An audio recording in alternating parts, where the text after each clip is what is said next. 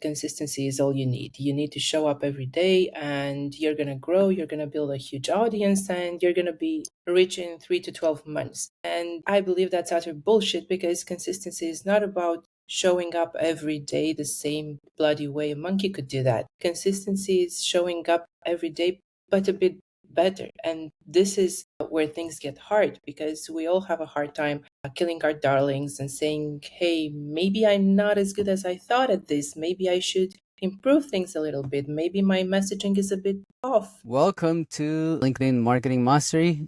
Today is a very exciting episode 13. We have Adriana Tica with us. Adriana, welcome to the podcast.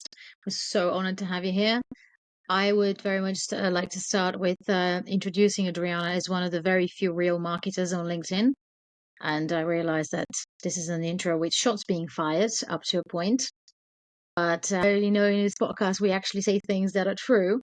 So I'm going to let Adriana introduce herself as someone who's a real marketer. Adriana, tell us where it all started and how it got to LinkedIn. Hey, thank you, Dana. It's really hard to follow that introduction. I like to think of myself as a real marketer too. I've been in this industry for over 17 years, and more recently, in the last 2 years or so, I've started making a name for myself beyond the agency that I run. And I began building a personal brand that's essentially built on real marketing, not the bullshit that you usually see, the growth hacks, the bro marketing, and the make $10,000 in a month by working 10 minutes a day. That's a very strong one. You started it, so I'm just going to carry on with that. What are the biggest bullshit advice that you've seen on LinkedIn? One of the biggest ones, and I've seen it ever since I started spending more than a flat minute on LinkedIn, is that consistency is all you need. You need to show up every day and you're going to grow, you're going to build a huge audience, and you're going to be rich in 3 to 12 months. And I believe that's utter bullshit, because consistency is not about showing up every day the same bloody way. A monkey could do that. Consistency is showing up every day, but a bit better. And this is where things get hard, because we all have a hard time killing our darlings and saying, hey, maybe I'm not as good as I thought at this. Maybe I should improve things a little bit. Maybe my messaging is a bit off. Maybe I have a voice that's made for writing. I used to think that of me a lot until I worked a bit on improving my video and vocal presence. So yeah, this is the real tall ask, having to constantly improve yourself, not just blocking an hour a day to show up on LinkedIn. And the second biggest BS is that LinkedIn is all you need. You can build a very lucrative business on LinkedIn alone. And I think this BS is fueled by the fact that there are a lot of people who have done that. And right now, you can get by with no other communication channel. But I think we all remember seeing at least one video of an influencer crying their soul out because Instagram banned their account. And the same thing can happen on LinkedIn. It has happened even to very big creators. And overnight, they were left with no access to their audience, no history of their content, because your content is not your own. Even if you wrote it, you recorded it, you posted it, it belongs to LinkedIn. So if you don't save it elsewhere, you lose access to it. And essentially without a channel to bring you any sort of cash. So while LinkedIn is a great place to get started, to build an audience, the goal should never be enhancing your LinkedIn presence alone. You should have at least one other channel. What are the most lucrative channels to go into, according to you? So other than LinkedIn or another social media platform, because much as we all love and hate LinkedIn at the same time, it's not the only game in town. You need one platform that you own and control. That can be your own email list. This is the most popular because it's the easiest, the cheapest, and the most lucrative. It has the best ROI out there. A podcast, an SMS platform. This is rarely used, especially in personal branding. But essentially, you need a way to contact your audience that's not moderated by an algorithm. You have access, you decide what they see, you decide what they don't see, because this is a very underrated perk, and I think it's a shame. If you want to publish something on LinkedIn, your entire audience is going to see it. Well, at least the part of your audience that the algorithm allows you to reach. So this means that even your current clients, people who already bought the offer you're trying to promote, they're going to see it again and again, because of course you need to talk about it more than once. Whereas on email or in SMS, you can simply exclude those people. You don't need to spam them again and again with a product they've already bought. This is why I'm a very big advocate in building not necessarily a newsletter, but an email list. These two are different, although on social media and in general in online marketing, they're conflated, especially in the personal branding space. You don't need to write a newsletter to have an email list. I absolutely love that. Friend absolutely loves that. Me and him, we've had this back and forth quite a few times, especially when I was obsessed about my newsletter. And I had come to a point where I just couldn't find any time to do a weekly newsletter anymore because I had a lot of clients to deal with, and then also my own LinkedIn posting and other things that I was doing at the time. And he was the first person who told me, you don't need to have a weekly newsletter. You already have the email list and you can do whatever you want with that email list. And it was very liberating, by the way, when he gave me the permission to not have a weekly newsletter. So why do you think is that obsession with newsletters? Why does everyone want to have a newsletter? Is it just a trend? I wouldn't say that, because it's been here for a while, and it's bound to stay. Email marketing has been around for what, 30 years, maybe even more. It's become more and more sophisticated, of course, but yes, creators and solopreneurs have jumped on the bandwagon pretty quickly, because it's fairly easy to set up an email list, to email them, and it is affordable. I think it's so popular because it is the best converting channel for pretty much everyone. If you do it right, most of your sales are going to come from email. Again, it's very affordable. You have unmitigated access to your audience. You can segment, sell, you can do a bunch of stuff on email, stuff that you can't do on any other platform.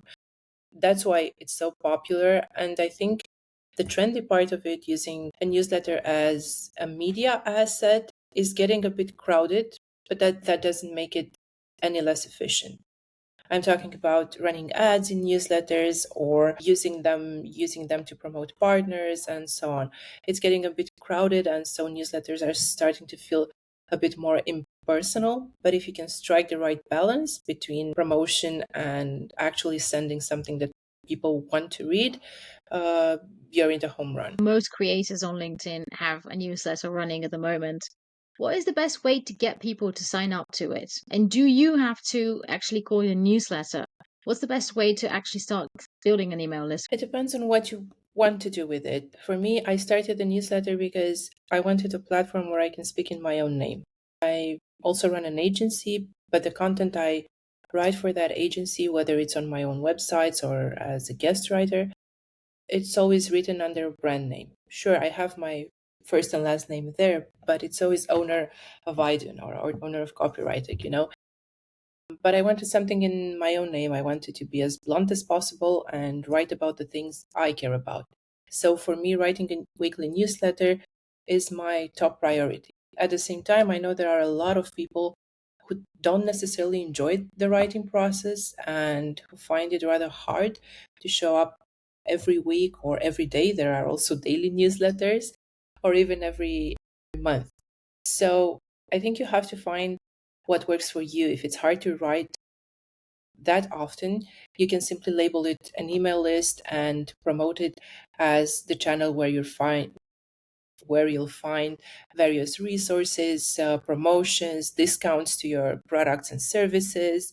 I used to do this since the beginning. I am planning to change that, but until now, all the discounts and the promo campaigns that I ran were only available to my subscribers. No one outside the list had access to that. I plan to change that soon, but it's a selling point.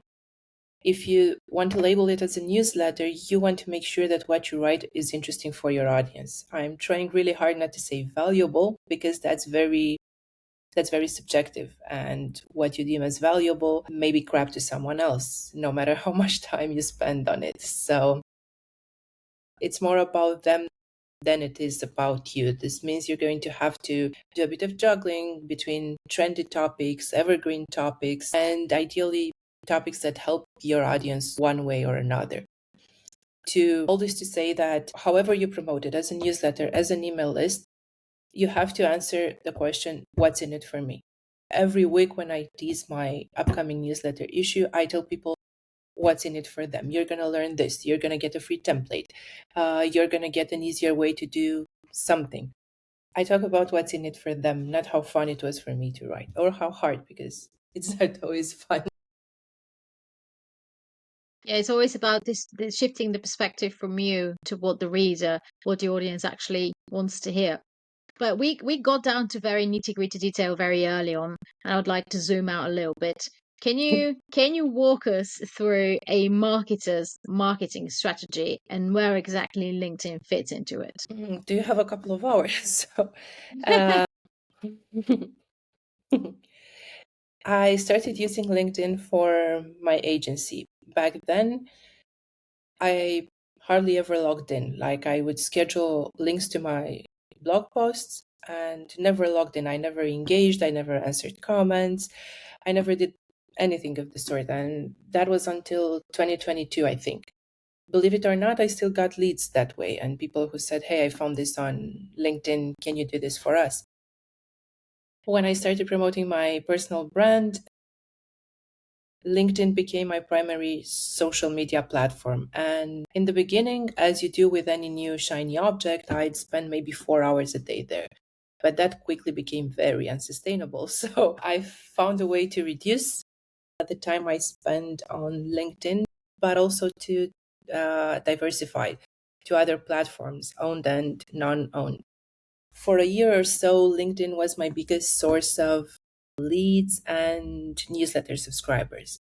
But since the algorithm changed, that's not true anymore. So I'm very happy and very proud of myself that I diversified in time and that I've built communities on other social media platforms and that I've built up my email list. So to wrap things up, LinkedIn is maybe 20% of my strategy right now. Okay, that's very impressive. Yep.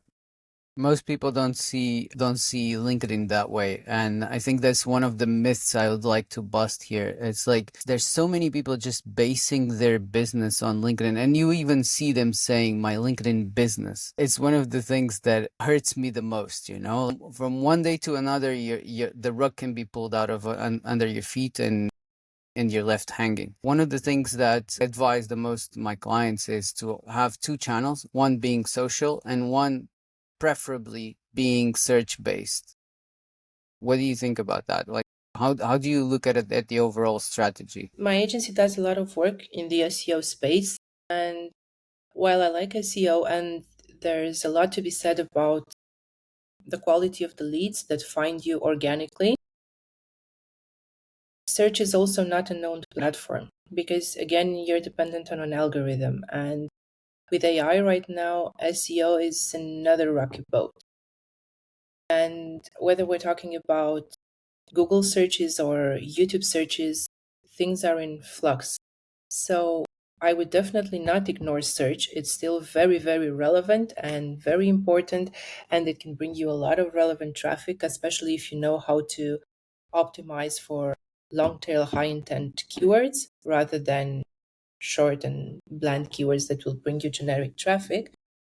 But again, I would go for something that allows me to own access to my audience. So if you do SEO, for instance, and you get a lot of organic traffic, I'd find a way to capture that traffic. For instance, here's a highly optimized page that takes you to a white paper or an ebook that's gated, and you have to leave your email address to access it because you want a portion of that organic traffic to become leads. And maybe when they read an optimized article, they're not ready to convert, they're not ready to buy from you, but with constant nurturing via email or another platform, you have a better chance of turning that organic traffic into actual cash.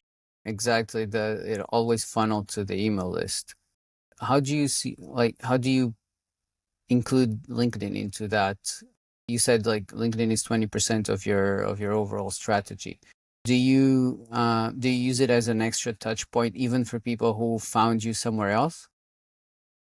Yes, I do. And that's a great question because uh, I'm a big fan of funneling people, moving them from a discovery platform like social media, LinkedIn, or any other platform to a platform you own and control. However, there is value in the reversed approach as well, like funneling people from your email list or your podcast to social media. Because as powerful as email is, there's no guarantee that everyone will open all your emails. Even your most loyal subscribers will skip one or two. Also, getting into the inbox of your subscribers is getting harder if you don't have all the proper settings and so on. Plus, there's more and more people emailing, and the inboxes are getting crowded. So, ideally, you want people to be connected with you on multiple platforms. This is why at the end of every email, I have a very brief CTA, connect with me on LinkedIn, X, Threads, and so on, because maybe you missed my email today, but perhaps you're going to catch my social media post, so you're not going to be completely out of touch for a full week. Yeah, maybe I missed your email, but I saw your LinkedIn post mentioning that email, and that's gonna make me look for it and Yeah, actually find what you were sharing there. yeah. This happened to me quite a lot because after I publish my newsletter, after I send it to my list on Thursday, usually on Monday, I make it public and I post it on LinkedIn.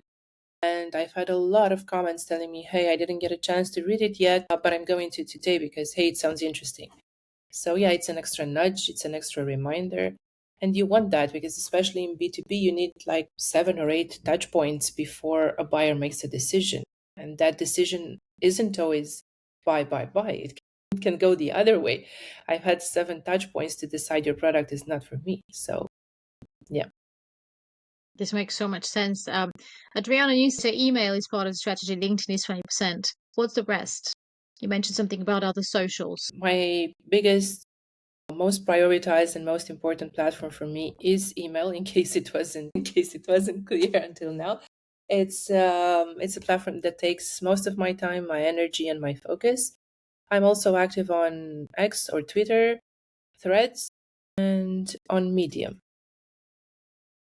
And I do a lot of cross promos with fellow newsletter operators. I'm curious about that. Do you post the same or similar stuff on X and Threads? As much as possible, yes, because the format is slightly different. You kind of need some tweaking. X now allows longer posts, so I can publish the exact same thing. But on Threads, you need to tweak it to fit the Threads format. But yes, what I want to do when I will find the time for it is schedule a few shorter posts on Threads and Twitter, because LinkedIn for me is usually long-ish form, not necessarily long form as in a full article, but longer than you can fit in a thread on Threads. So um, I noticed that shorter posts do much better on these platforms, but I haven't had the time to sit down and properly mine my content to find those sound bites, those very short paragraphs that I can publish as they are. I know the content is there. I'm a big fan of repurposing and republishing. I just need to find the time to do it. I'm glad you mentioned repurpose. I hear you, but I feel like a lot of people don't know how this looks like on a day-to-day basis. Could you describe more or less how you're posting on each of those socials? Like how does the content look like? I'm sure that you don't write different pieces of content for each of them. You probably just reformat them for the different socials. And how often do you post on each? And how does it look like in a way that people can understand? Like, for example, Justin Welsh writes the newsletter and then he breaks it down from there and publishes on Twitter, on LinkedIn. How does that look like for you? So I've tried to make this as easy as possible because, as you know, social media takes a bloody long time. So what I do is each issue of my newsletter gives me at least 3 posts. I usually post once a day on all of these platforms. If I don't have the time for it, I'm going to focus on LinkedIn and not the other two. But here's where the 3 posts come from. There's a teaser post that I typically publish on Wednesday where I tell people hey, this is what I'm going to talk tomorrow in my newsletter about. Subscribe here. The email goes out at 7:30 EST. That's one post. The second post is the next Monday when I make the newsletter public, and I publish it with a link on all 3 social media platforms. And then there's a third post that usually, or even a fourth, that goes out on Fridays and or Sundays, where I republish an older issue that's at least 3 months old. But right now it can be as old as 18 months, especially for the evergreen pieces. So this is 4 or 3 out of 7 days of posting. And it's fairly easy. For the other days, I try to do something funny every Saturday because I'm a meme lover, and it's an easy way out and an easy way to sprinkle some humor into my content. Once a week, I publish a link to an offer of mine, a service, a product, something like that. And the rest of it is pretty much spur of the moment or an unprompted rant. I like to have some room for flexibility. There is room for more because within every newsletter issue, mine are usually over 1,000 words. From a newsletter issue, I could probably have like 20 tweets. But again, I need to find the time to do that. How much time does all of these things take you? All the social media posts in a week? What's your estimate? Maybe an hour. An hour. Wow. Yeah, because I have the gist, 3 or 4 posts are pretty much done from the newsletter. And for the rest, a meme, I usually save them as I come across them. I always have a meme bank to pull from. And the rest are unprompted rants. But I'm going to say this. I've been running a digital marketing agency for 10 years, and I've been writing my entire life. I started writing before going to school, and I loved it. So I know this is a bit of an unfair advantage. I write like a speed demon. I can do 1,000 words in 10 minutes. So I know this is not common. After you write millions of words a year, it becomes second nature. It's not really about a habit of writing or how fast you type. It's about the fact that you know what you're writing about. Because what I Yeah. hear from clients very often is they come to me and say, like, I'm so frustrated, Dana. I just spend 1 hour writing one post. And when I hear that, what I understand is you have no idea who you're writing for. You don't have a content strategy, and you know nothing about your ideal client. This is what I hear. Yes, and you don't have content pillars. So you throw spaghetti at the wall. There's another factor to it, the structure of a post. If you don't have enough experience, you don't know exactly how to speak to people. How does it start? How does it continue? How does it end? If you already, like Adriana, you know exactly what to write where. So it's what you said, it's second nature. I feel the same when I write copy, specifically sales copy. It comes out in the right order. I just know that it's like this. And then having to explain to clients is the hardest part. It's just like this. Don't argue. Yeah, you have that classic formula, PAS, pain agitation solution. If you've done this hundreds of times, you don't have to think, okay, what's the pain? How should I start? No, you just start with the pain, you move into agitation, and the solution emerges seamlessly. Because it's second nature. Exactly. One question. Does AI play any part in your current content efforts? And if so, what part does it play? No, not right now. Because I love writing my emails. I don't want to outsource those to AI. I still have some ethical qualms with it. As Noam Chomsky said, however you spin it, it's high-tech plagiarism. What I would like to use AI for, though, is what I mentioned before. I'd like to feed it a few links of my older posts and ask it to break them down into tweets and shorter social media posts. So that's what I plan to do. I've played around with it. I thought about building an AI bot for my own content that people can access and ask it questions and so on. It just never felt like a real priority. So I guess, what people like to say, master AI before it masters you. I think it will probably master me. I find that it saves me a lot of time on research. I like to use AI to pick fights with it, to ask it to find holes in my arguments. That's good. Or yeah, and I use it to different ways for my writing clients.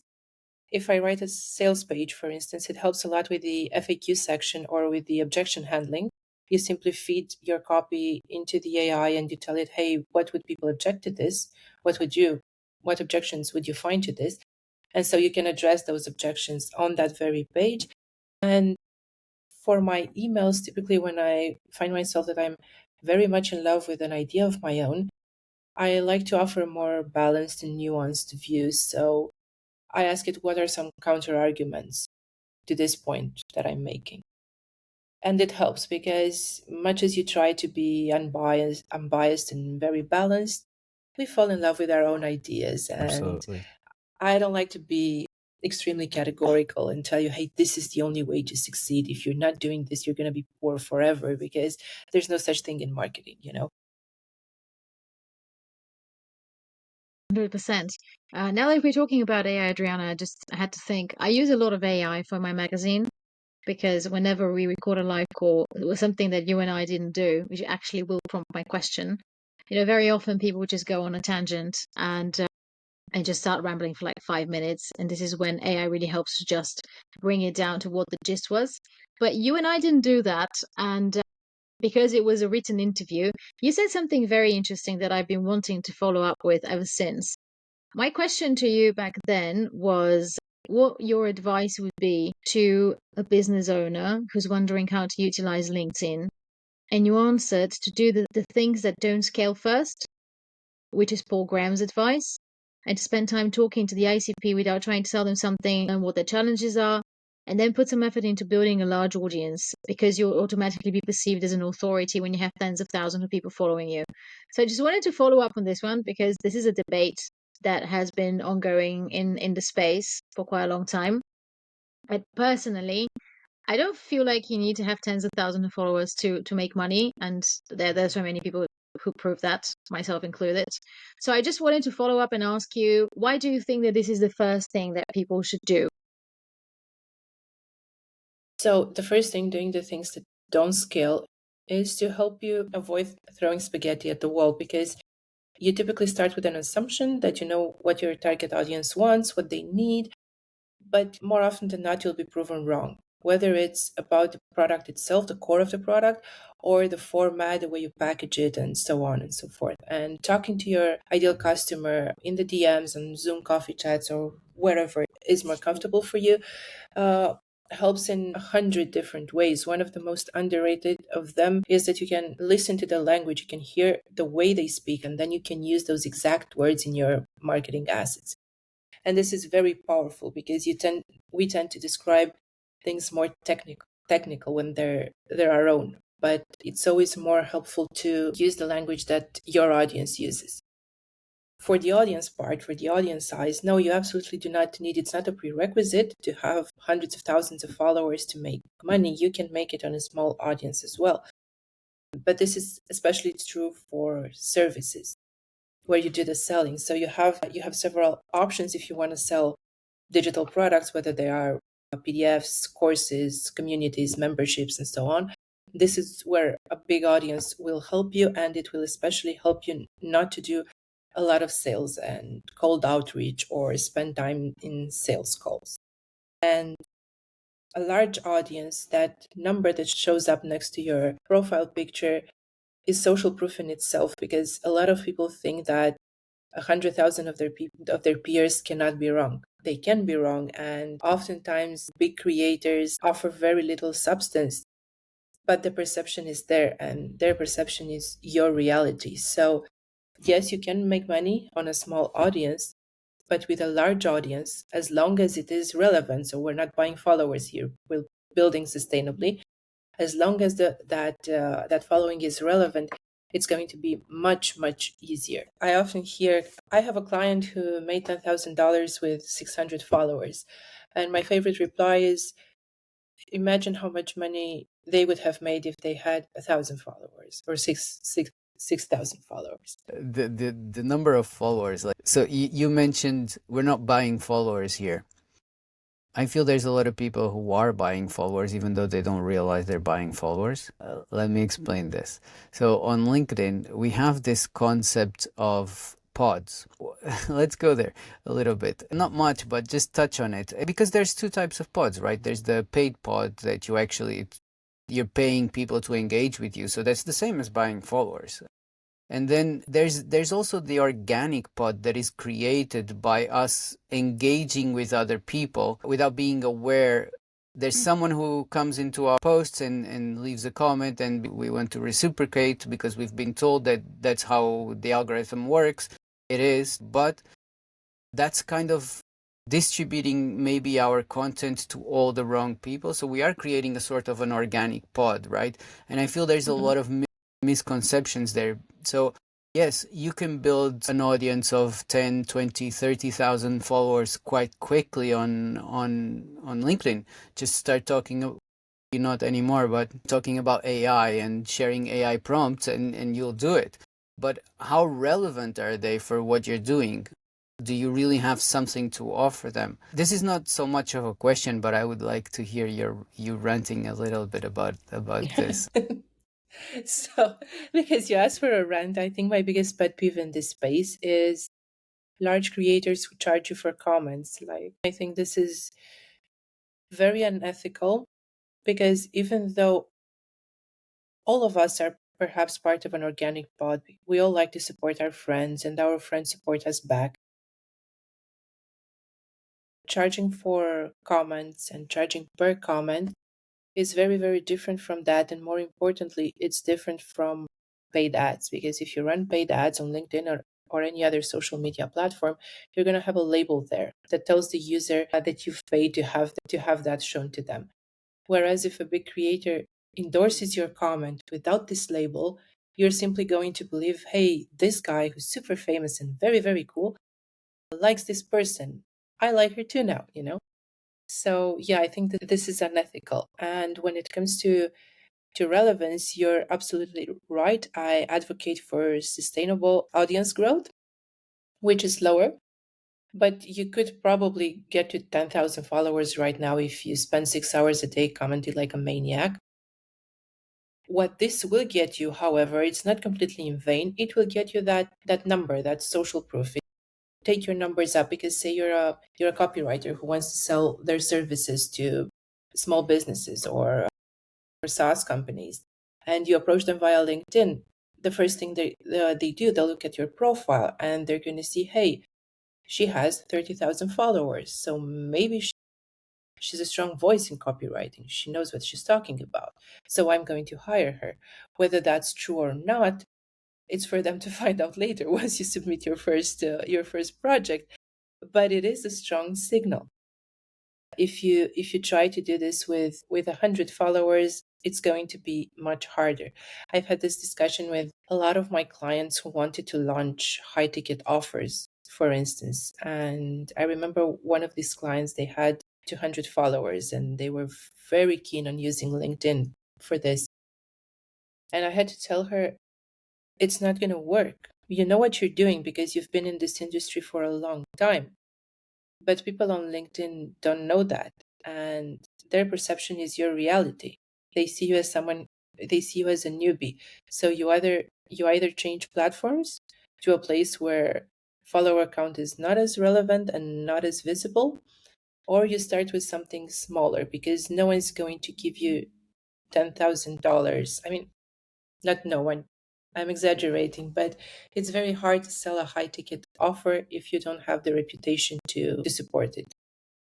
Because essentially, this is what people pay for, reputation. This is why big advertising agencies charge more, because they won a few prizes. If you look at their work, it's maybe not that relevant or not that big of a moneymaker as it is with smaller agencies. But it's the reputation. A large corporation is always going to go with an award-winning advertising agency because it's easier for them to justify the budget and to tell their higher-ups that, hey, they have so many prizes. Of course we chose them. Exactly. So how do you find the balance? that perception is playing against you or in your favor, whether we want it or not.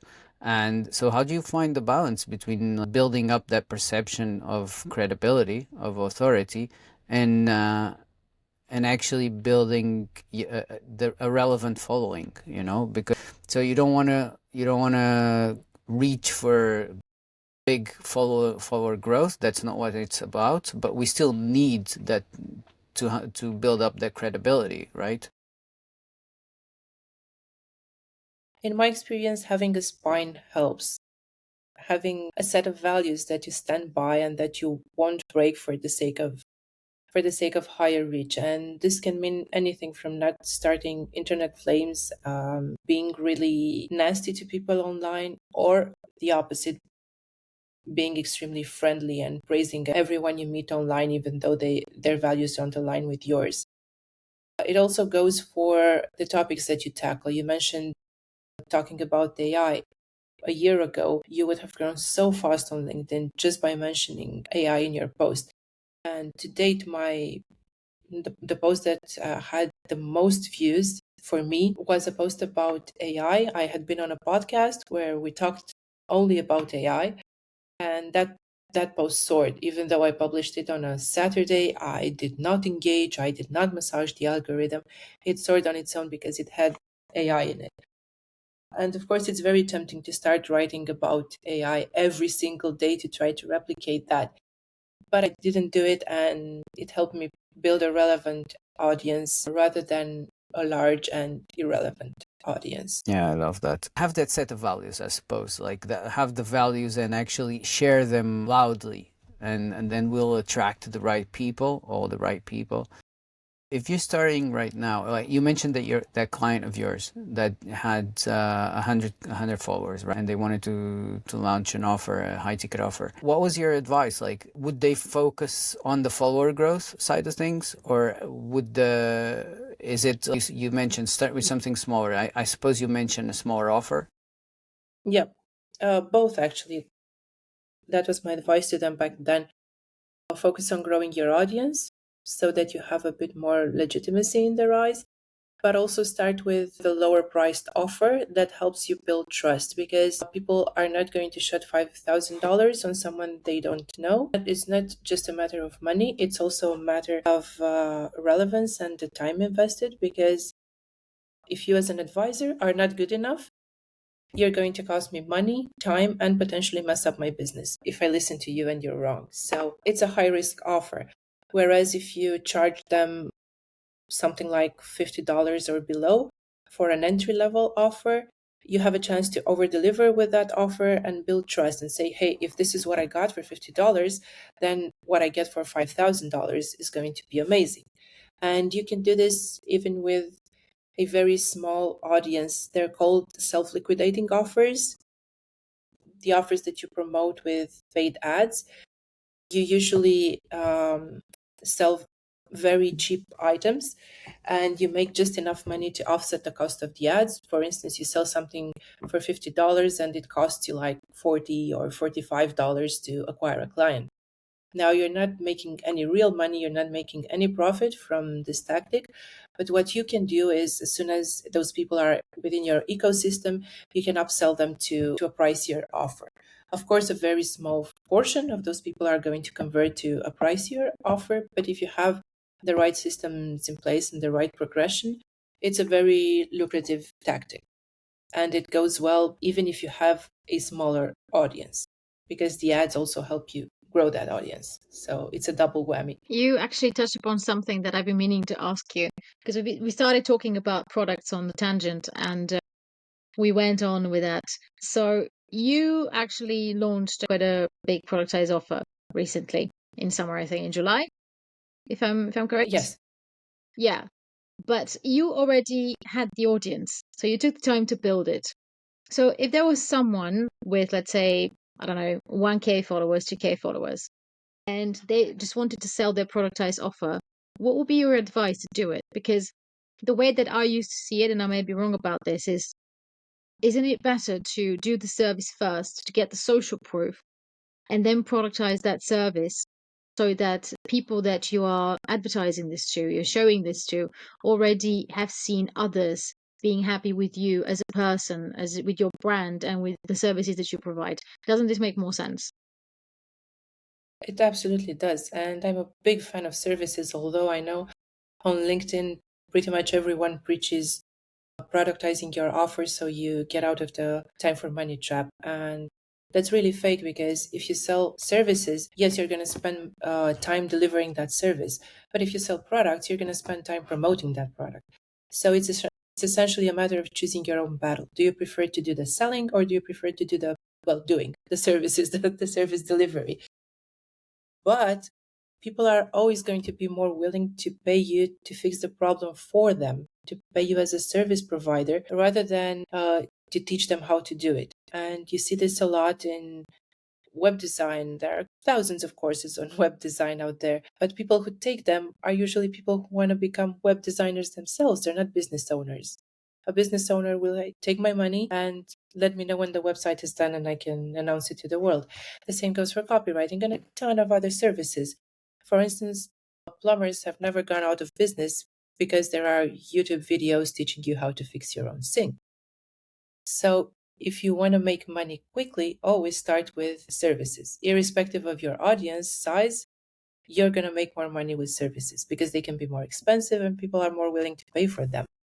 If you want to sell products, then you're going to need a larger audience, or you're going to need to moderate your expectations. I launched my first digital product at the same time I launched my newsletter, and I made a sale in the first day, which was amazing. And I could bait people with that. I could get them to come to my course, but only if I wouldn't tell them that then it took me 2 months to make another sale. And it was a whopping $20. So I had a small audience, and even with a very very affordable product, it was hard to sell it. So with a small audience, the chances of you getting reach from digital products that you spend no time on delivering are very very slim, unless you find that perfect mix of trendy pains, small audience, but perfectly fit for that offer. Oof, it's going to be hard. I would add Oh, one more argument to the fact of starting with services. It's that once you decide to productize, you have gained a lot more experience and your product is much more valuable to your audience than if you start straight away trying to productize something when you don't have enough experience to actually sell the course or whatever you decide to sell. Yeah, absolutely. And this is how I launch my productized offer. It's a course that teaches you how to build a large and relevant audience. But before launching it as a course, I ran it as a live workshop because I wanted to test two things. Is this something that people are willing to pay for? Are they going to spend money to learn how to do this? And the answer was yes, because people paid money to attend the live workshop, but they also had questions during the Q&A section, and I asked them for feedback after the session. Their questions and their feedback helped me make the course better than the workshop was, because there were a lot of things I did not think to cover.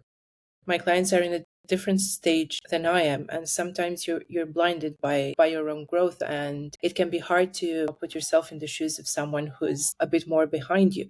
But their questions and their feedback helped me a lot to clarify some concepts, to explain things better, to add templates, to add actionable how-tos.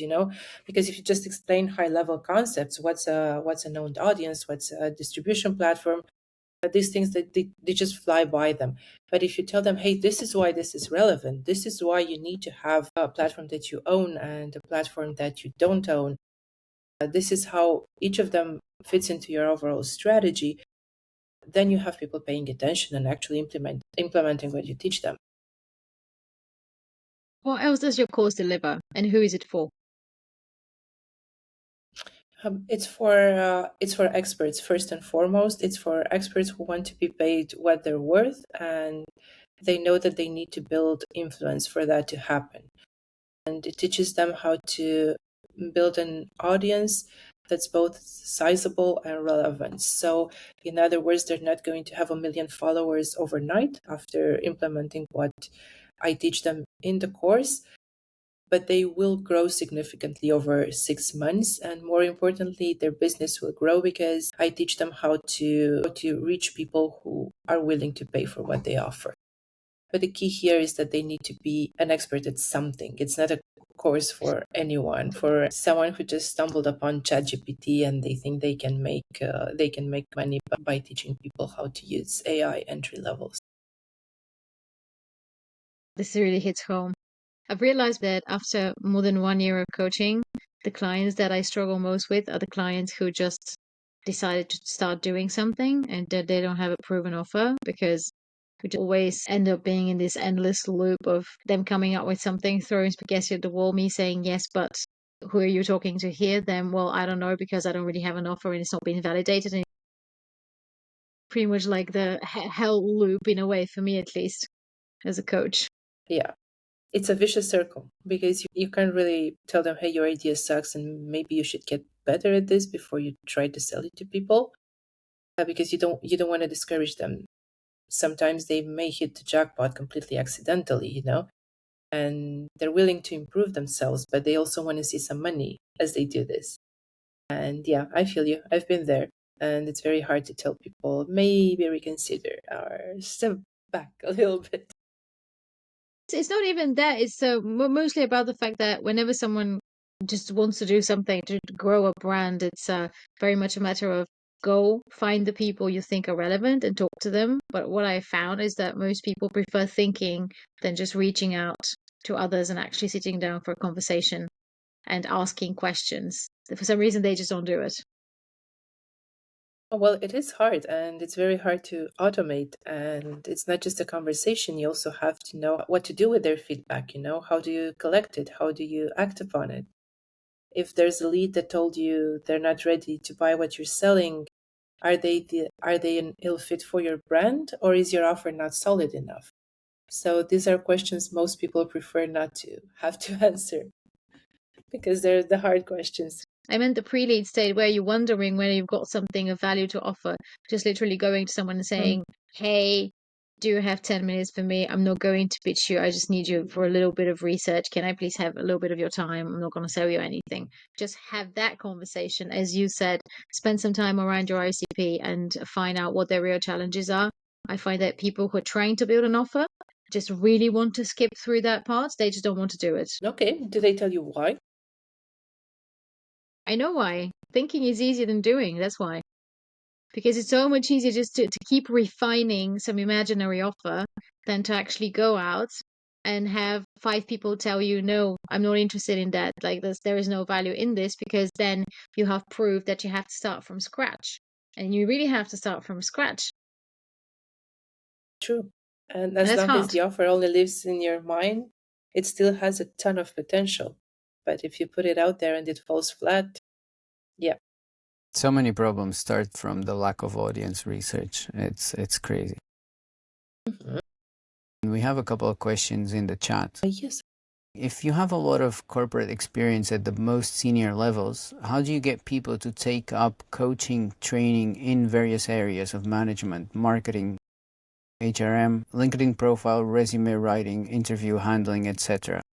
It's a very generic question. It's hard to answer, I guess. Most of what Adriana spoke about here is relevant for this. It's all about starting to build that audience and simultaneously start with the small offers. And if you do have that amount of experience, then you have to focus on one of the areas, because you're talking about a lot of different areas here in various areas of management, marketing, LinkedIn profile. You have to focus on one of them, I would say. What Dana said just before this is also very, very relevant. Before skipping to how do you get them to buy coaching or training, talk to them for a little bit. You have corporate experience. Maybe you can talk to your corporate peers and ask them, hey, what would get you to buy coaching for, I don't know, marketing, time management, or whatever you want to sell.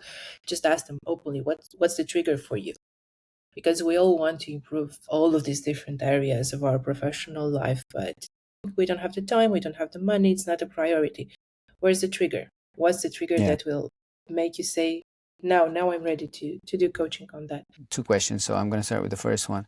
Don't you think niching down is a faster and better solution to get higher ticket value clients? Essentially working harder on your positioning than generating all this social proof? This was based on what we were talking about, that balance between followers and... Whether you're niche down or a generalist, you're still going to need social proof, because no matter how niche you are, you're not the only provider. So social proof can be a strong differentiator. But social proof is not necessarily audience size. It can also be testimonials, reviews, recommendations, and so on. As for niching down, I'm not exactly a fan of it. Yes, it helps in the beginning. It helps you get clients who feel that they are very understood because you speak specifically to their segment and their pain points and their lifestyle, if you want.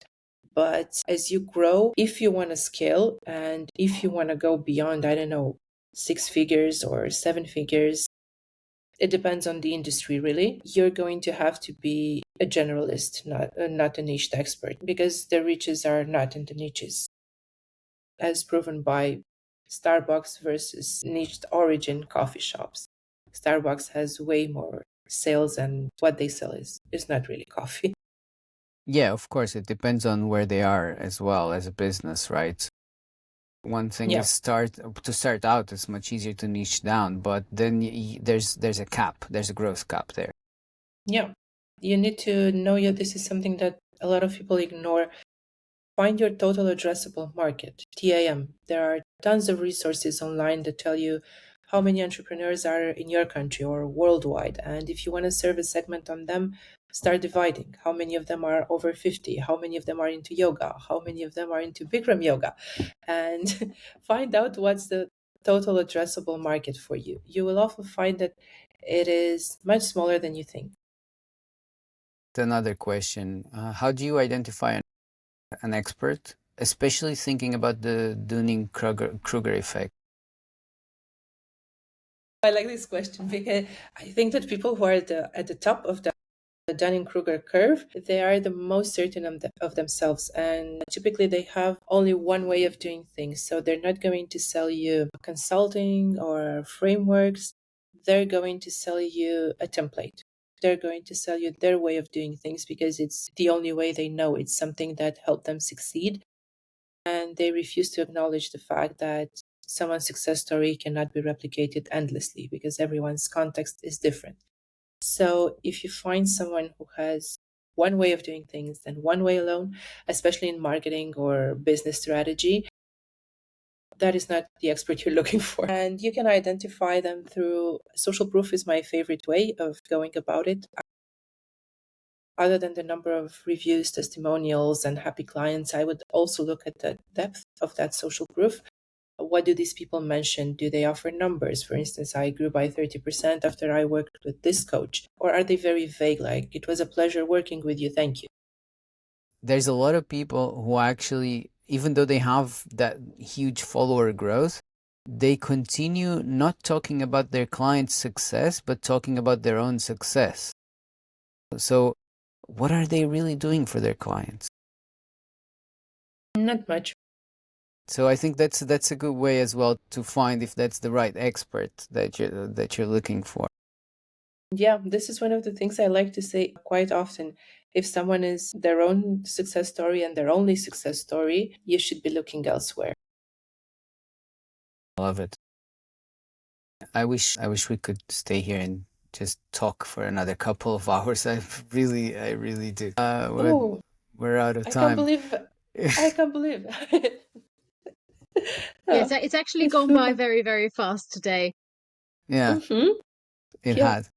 It has. Maybe we can have you over again in the future, Adriana. I would really love that. It has been an absolute pleasure talking to you. The information you shared here is just so valuable. We should put an ad behind this episode. Same here. It was lovely chatting with you, and thank you for all your challenging and insightful questions. Hmm. Yes, a real pleasure, Adriana. And thanks so much for providing a breath of fresh air regarding marketing in general, not just LinkedIn marketing. But I really hope that it was valuable for our audience to hear where exactly LinkedIn marketing comes into the whole concept of marketing, and that just doing LinkedIn is probably not a good idea for various reasons, as we outlined. So thank you so much. And thanks everyone for your time and for being with us today. Thank you too. See you. Thank you all. Thanks for tuning in. And if you're listening to us on YouTube or on Spotify, make sure to follow us for the next one. We'll have another exciting episode next week. See you soon.